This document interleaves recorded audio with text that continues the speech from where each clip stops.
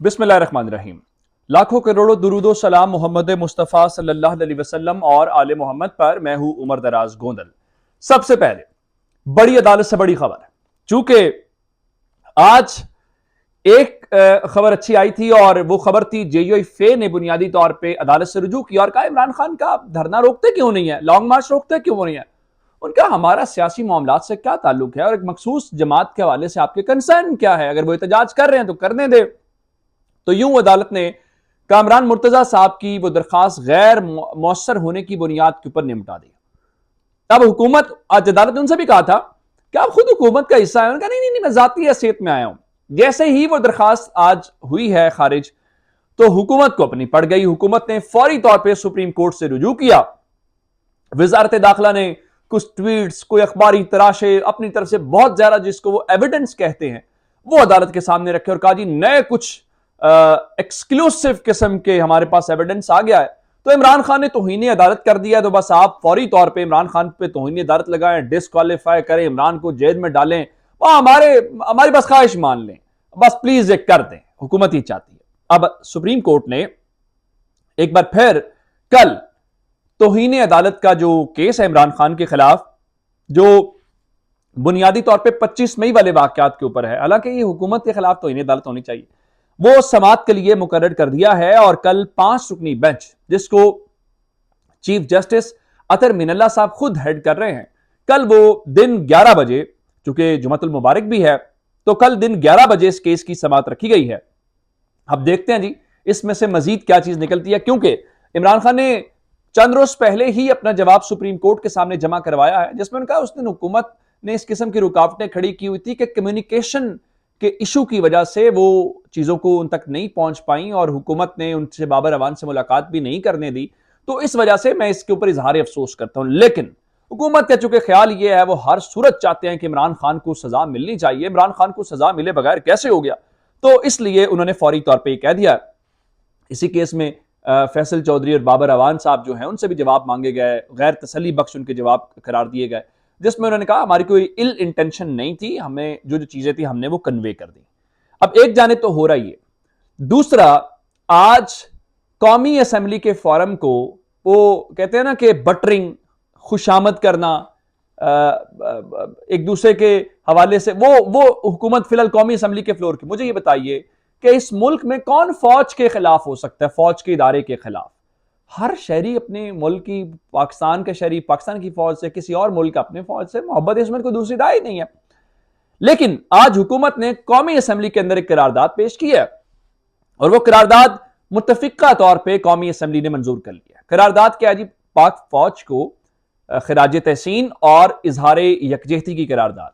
हालांकि इनको खुद से इजहार यकजहती करनी चाहिए, फौज को इनको इजहार यकजहती की जरूरत नहीं है।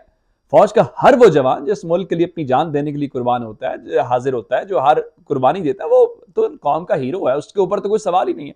लेकिन चलिए, अगर आपने कर ही लिया, और मैं ये बात क्यों कर रहा हूं, मैं बात इसलिए कर रहा हूं कि उन्होंने ये फरमाया है कि एक सियासी धड़ा, अब यहां पे आपने सियासत खेली है, एक सियासी धड़ा मनफी प्रापोगेंडा कर रहा है, लेकिन कौम इस प्रापोगेंडे के खिलाफ फौज के साथ सीसा पिलाई हुई दीवार बन के खड़ी हुई है। पूरी कौम खड़ी है और आप उसको अपनी सियासत के लिए इस्तेमाल करना चाहते हैं। हालांकि आज ही हमने देखा कि दारुल हुकूमत और दीगर जगहों के ऊपर जो स्कूल के बच्चे हैं उन्होंने भी फौज के हक में रैलियां निकाली हैं, इसी किस्म की ताजरों की रैलियां भी निकाली गई हैं, बहुत सारा इस किस्म की चीजें होती हैं। चलें इस पे तो कोई, लेकिन हुकूमत को अपने सियासी मकासद के लिए इस किस्म की चीजों को इस्तेमाल नहीं करना चाहिए।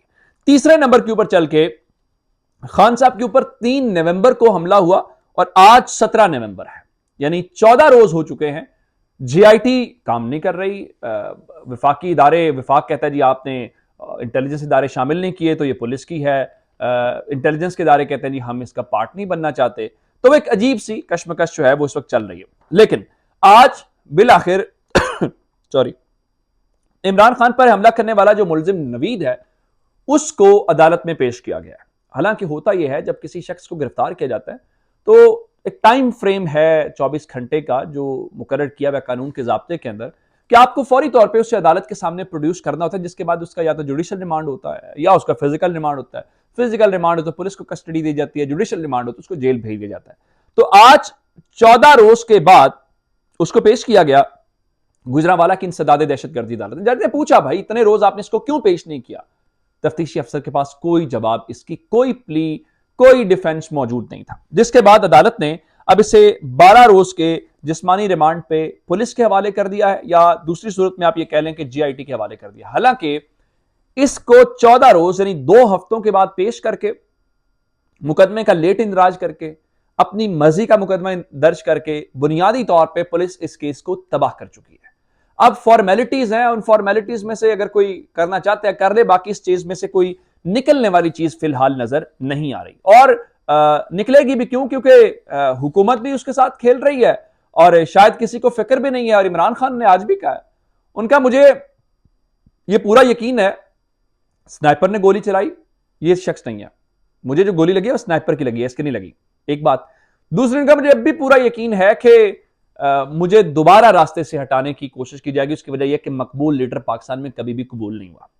कुछ मजीद खबरें आपके सामने रखना चाहता हूं कि इस मुल्क के अंदर चूंकि इस वक्त सबसे बड़ा जुर्म इमरान खान का है, और जुर्म क्या है कि वो खड़ा हो गया, जब उसको गिराने की कोशिश की गई कि वो सीधा हो गया। लेकिन घड़ी इतना बड़ा मसला है कि पूरा मीडिया इसके ऊपर इस वक्त पूरी कोशिश कर रहा है बयानियां बनाने का, नहीं बन रहा, बनेगा भी नहीं, क्योंकि खुद तजाद है। मुल्क का वजीर दिफा कहता है घड़ी इस्लामाबाद बिकी है, और बाकी लोग कह रहे हैं तो भाई कहते हैं, साफी एक चैनल का उसका कहता है जी फलां को बिकी है, तो किसकी माने। लेकिन खबर सुने सिंध से, डीसी मटियारी, ये सिंध का इलाका है, वहां पे आज एक डीसी गिरफ्तार हुआ है। भला किस लिए गिरफ्तार हुआ है? 2.25 अरब रुपए की करप्शन में गिरफ्तार हुआ है। और ये है जो डॉक्यूमेंटेड है या कोई नोटिस में आ गई है या इस पर्टिकुलर केस के अंदर आई है। ये साहब कब से कर रहे होंगे, किस पैमाने पे कर रहे होंगे? और बिलावल भुट्टो जरदारी कहते हैं उन्हें पूरे सिंध में 1 रुपए की करप्शन नजर नहीं आती।